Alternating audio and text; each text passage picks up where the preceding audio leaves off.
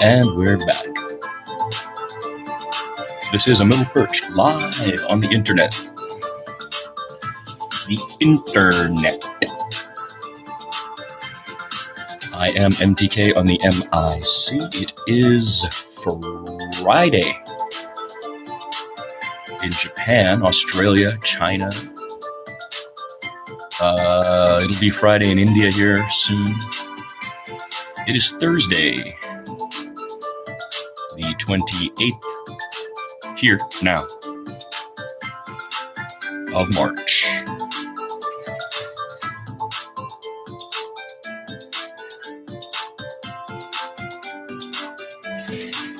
This is a new track.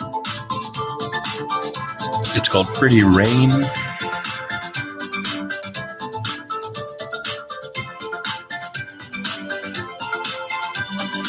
And I made an extended remix, which is what this is. Using the new sound package I picked up. I like that harp with the techno bass. It's opening day, guys, of baseball. Opening day today. Let's go Giants. Baseball's time-honored traditions, long season, is what makes it such a bonding experience for fans of baseball. You know, the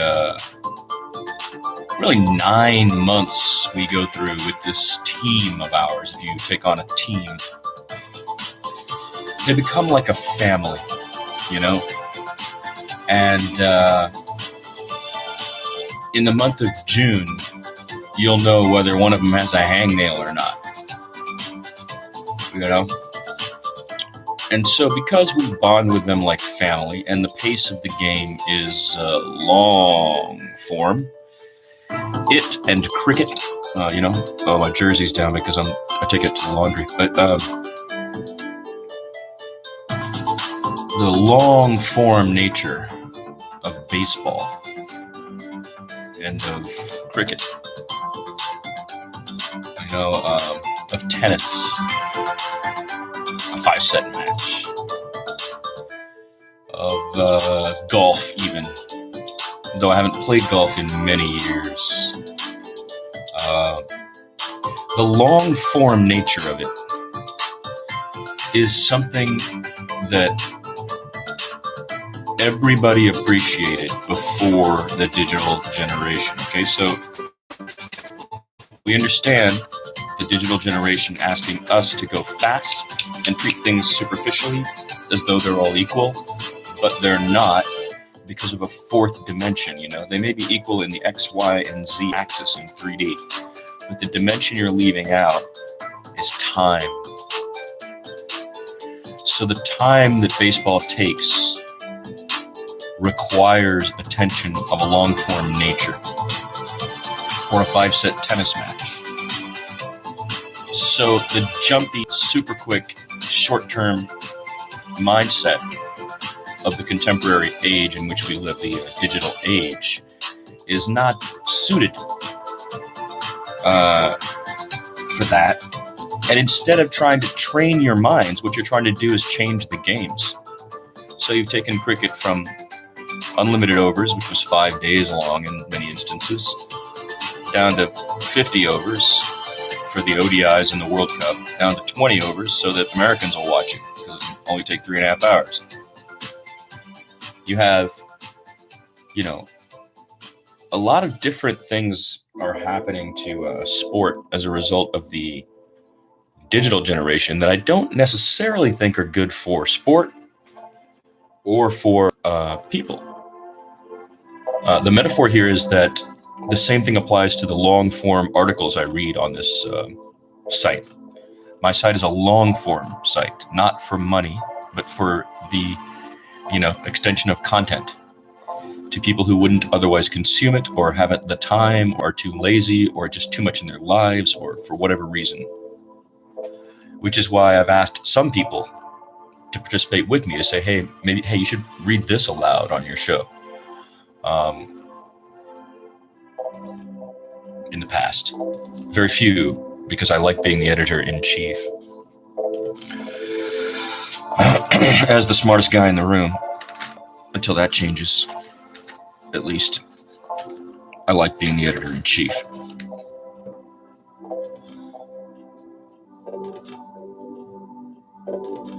I've been thinking recently about what'll happen when I leave this town.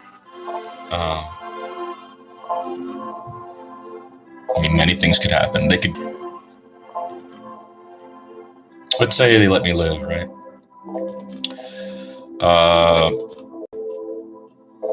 In my rage, in my mind, I've been thinking more about how happy I'll be to go home. And of course, in the first X number of months, that's not going to be even really possible because there's going to be too much to handle. So, and of course, I don't know what mourning will be like for me after my dad passes. I have no expectations of understanding that. I'm more prepared than most. Definitely most Americans. I'm way more prepared than most Americans. From the beginning when I moved here, I noticed that about the perception of death is so crazy here. No. There's no thousands of years of heritage passed down, which I think I definitely got from being a Hindu with regard to death.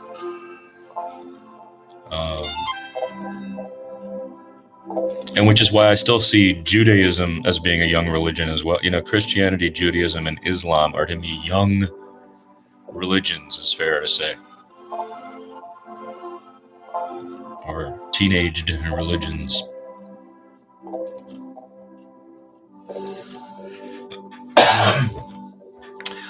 I'm not sure how we got here, but I was going to tell a joke today. I made up a joke. There used to be Czechoslovakia, right? And there used to be single boot.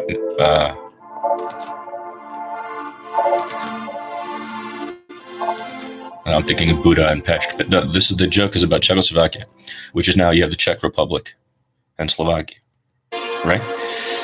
Sorry, for a second there I spaced. Now, if I was from the Czech Republic, and if you're from the Czech Republic, or if you know anybody from the Czech Republic, please share this joke that I have written today with them. The joke goes like this. If you're with an arrogant yet ignorant American, which happens sometimes, and you're feeling, powerless as you listen to them, you could say, "Hey, American pal of mine, friendo mine, let me ask you a question. Who's your favorite musical or, pop or television or, whatever, star of your life?" And when they start listing in their pontification of all the stuff they really love, you finally say to them, you can say, "Well, you know what? Every single one of those people you just named, when they stepped up to a microphone, they all said the name of my country." Come on, it's good. Check. This thing on?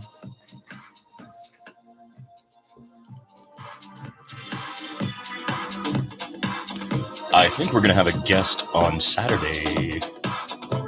If that guest is paying attention right now, at the 10-minute mark of episode 5.7, is it? Good bucks, 5.7. This, is a future message, obviously, because, when you watch it. In case I don't communicate with you, let me know for sure that we're still on for Saturday. Guest, woohoo, not just boring me. Saturday.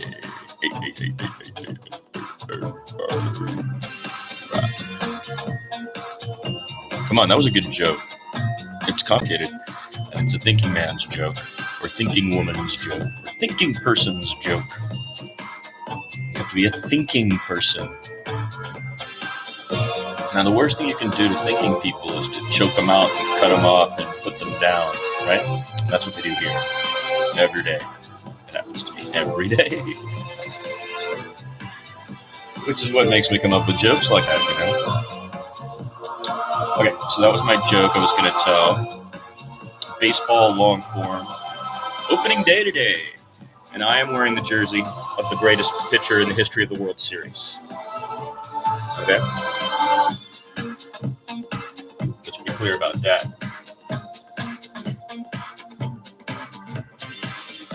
And to speak of tradition, in baseball, you cannot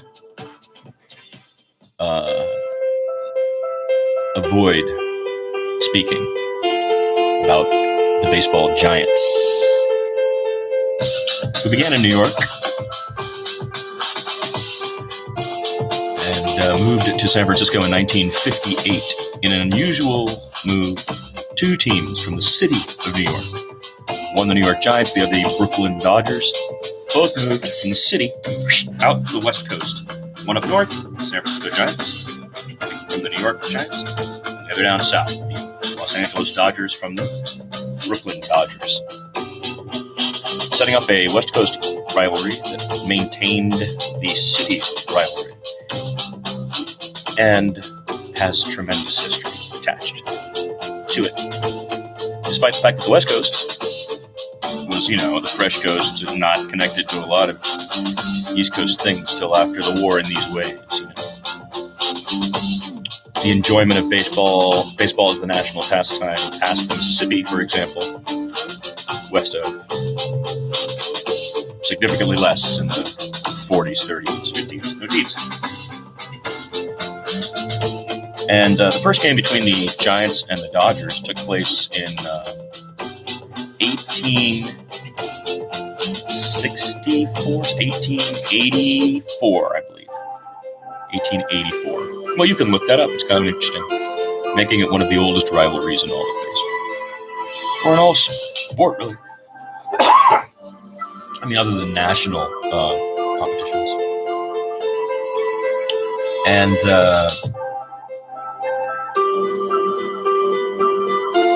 I always love National League Baseball. I do not like the DH, and I will, till my dying breath, I'll be fighting against the DH. I beg you to join me. Why just leave us alone? Why do both leagues have to have it? Why can't you just leave us alone to play the original game? Again, it's part of this, you got to speed it up. You don't have to speed it up to enjoy it. It's also possible for you to slow down to enjoy it. I think that's what I'm getting at. You've got to slow down to enjoy it. And speeding up the game to catch up to the millennials' speed isn't smart in the long run. It'll slowly kill the sport.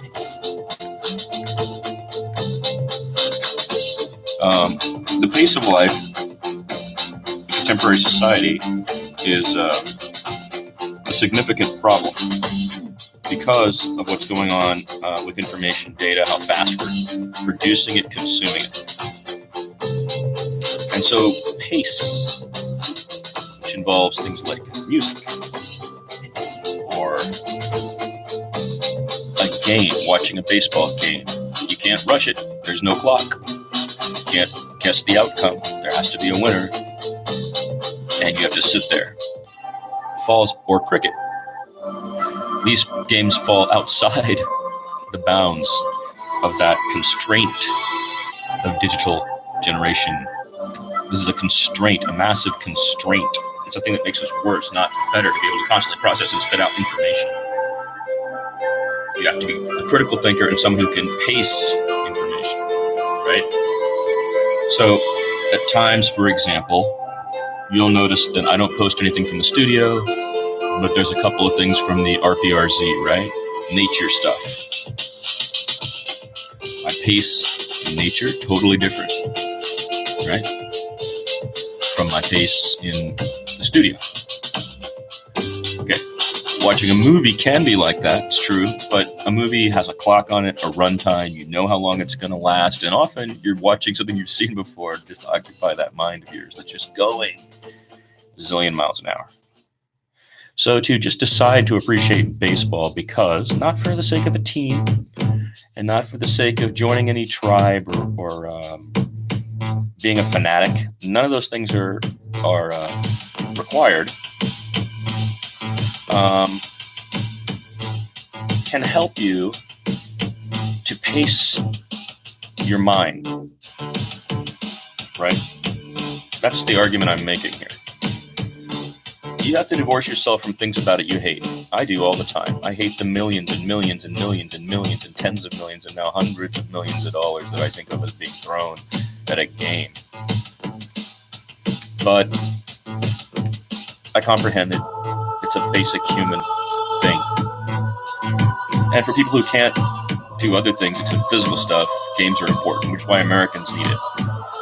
They're held in ignorance and are physical. And then a few of them get to be smart. So I get it. And I participate in enjoying sports because I can suspend my distaste for those things in order to join you in the narrative and the drama and the history and the culture of sport, you know.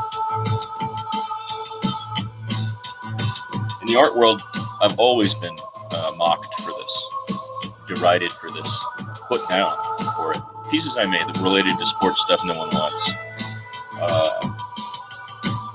I think they booed me when I was on a phone call to the SF Art Institute right after the Yankees won in '98. I think they were literally booing. Kids were like fucking slamming their books down, pardon my language, and raged.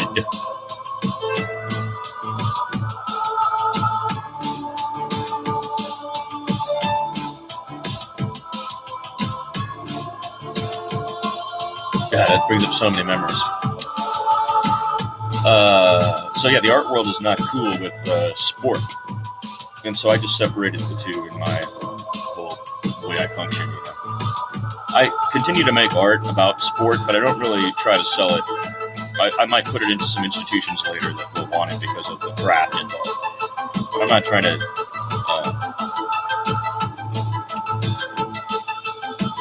bring my passion for it anymore into the art. They're not.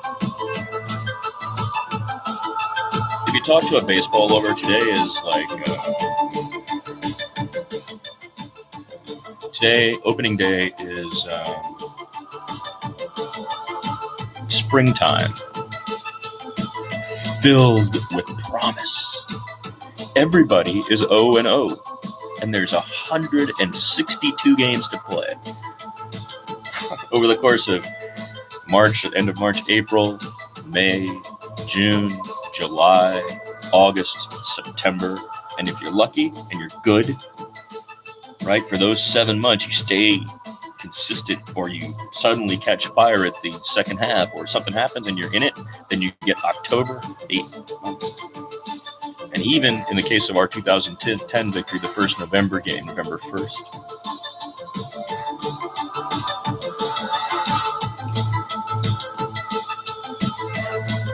8-9 months it can be.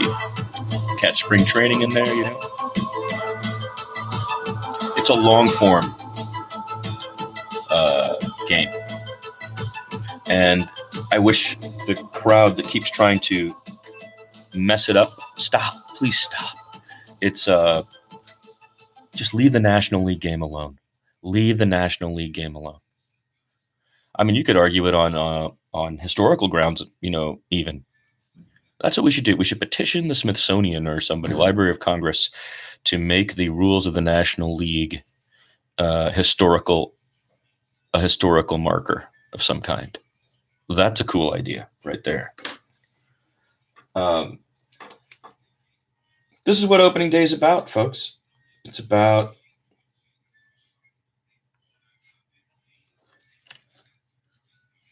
somebody else has got something going on too, huh, musically or audio-wise. What do you want to hear? Schlierm? Yeah, let's listen to Schlierm.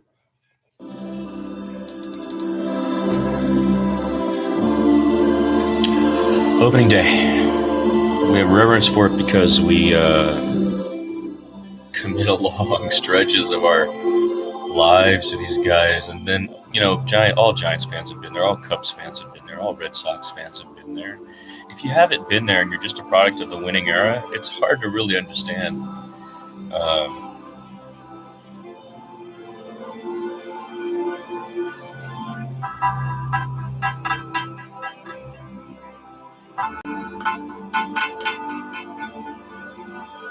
I've written about baseball before. Probably the best piece I wrote is called 11 to 11 in the bottom of the 11th. It's on the archive site. It's the description of a game in which the case of that actually happened, but more that my son and I were at in 2010. It turned out to be a pivotal and critical game because of the swivel that everybody on our team made right after it. It was like the last practice game before they decided to just smoke everybody and win the World Series. It was pretty cool. But that game is hilarious. If you ask any of those folks who are now 3-time world champions to remember that game, I'm sure they remember it with like misery and wonder,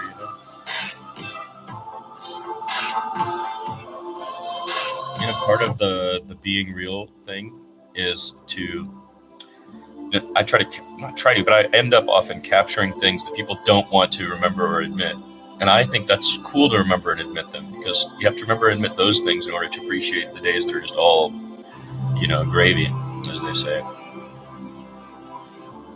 So that piece is pretty good. 11 to 11 in the bottom of the 11th. I think there's also I do a reading of it. I'll stick a reading of it if I did do it on the, or in the description of today's app. And what is this? I remember making some of these. Oh, this is the new one.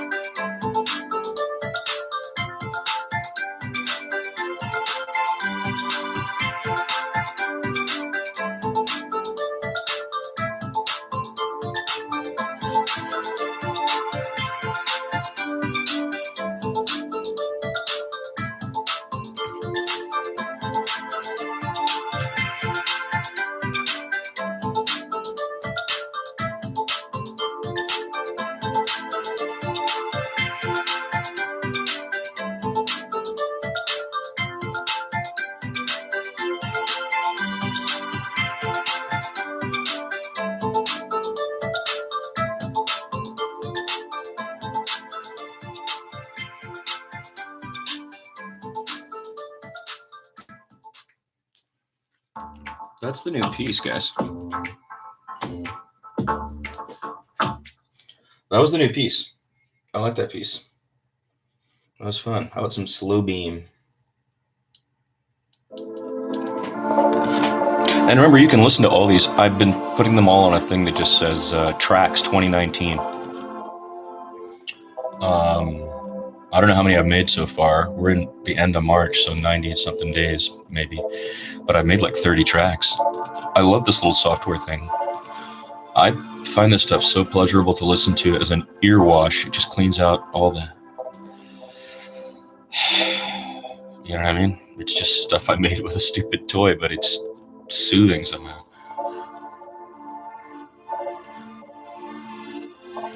Okay, so yeah, I told the check joke. We talked about baseball for a long time. I wanted to just wax poetical and prosaic about baseball, and I will do that. If you ever followed my blog about the Giants, which for 7 years I covered the Giants during the period that they won 3 world championships, which begins with that piece, 11 to 11 in the bottom of the 11th. And if you just put that in, spelling everything out to the internet. I'll turn up, I'm sure. But again, I guess I could put a link in the description. I'll do that. Many great writers. Oh, look, that's in the clubhouse. This is really a cool thing. This is inside the clubhouse. So only the players see this. You can see the weird font, like the MS Word. Microsoft, what do you call them? Windows 95 fonts and stuff, and 3 exclamation points at the end. And it's and the dots and all. And it's so when you get up at our stadium, which is now called Oracle Park, when you go up to go bat, the sign is up there. 25 guys, one common goal, win today. And it's a motivator, Here in San Antonio, they have pounding the rock as their signage. It's about, you got to keep pounding the rock, because it's not the hit that you hit that made it break. It's the 1,000 hits before it type of logic as a motivator. But for us, it's that one. It says 25 guys, one common goal, win today. And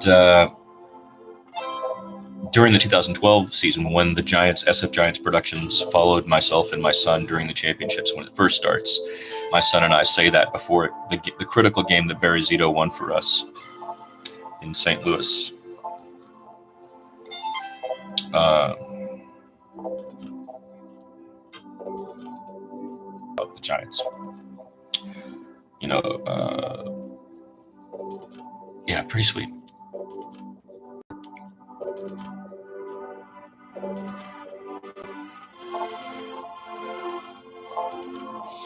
And today we play the utility infielder, you could say. Exciting player to watch. Emotional, you could say. Some Americans grew to hate him because they're just so into hating these days for his behavior during postseason on national television. Sweeping the leg, Things for some reason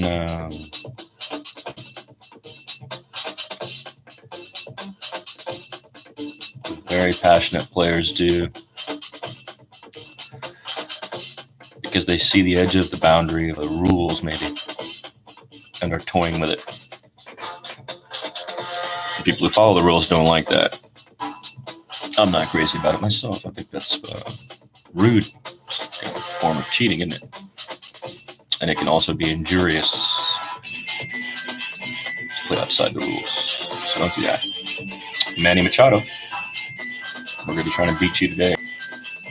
With Madison Bumgarner on the mound, the MVP of the World Series of 2014, when he became the greatest pitcher in the history of the World Series by ERA, with at least 3 appearances.